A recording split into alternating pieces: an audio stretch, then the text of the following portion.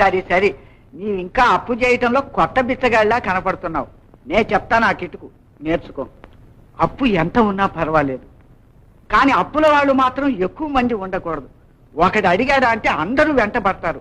కాబట్టి ఇక ముందు నీకో 1000 రూపాయలు కావాలంటే ఒక్కడి దగ్గరే తీసుకో.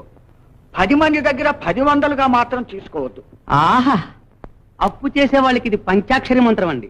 మీరు నాకు 1000 రూపాయలు ఇస్తే ముందు తొందరపడే వాళ్ళందరికీ ఇచ్చేస్తానండి. తొందరపడే వాళ్ళు ఏమిటో, ఇంకో 500 సరే అందరికి సర్దాయి.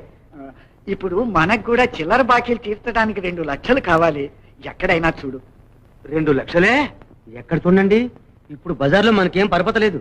పరపతుంటే నువ్వెందుకో ఏడవడానికి, వాళ్ళే ఇంటికి తెచ్చిస్తారు. పాపం పోయి కొత్త వాళ్ళని ఎవరినైనా పట్టుకురా. ఈ కొత్త వాళ్ళని పట్టవలసిందే. మరి వడ్డీ సంగతి? వడ్డీ ఎంతైతే ఏమిటి, ఇచ్చేనాటి మాట కదా. మనకు కావాల్సింది అసలు. సాగుతుంది మీకు అలా.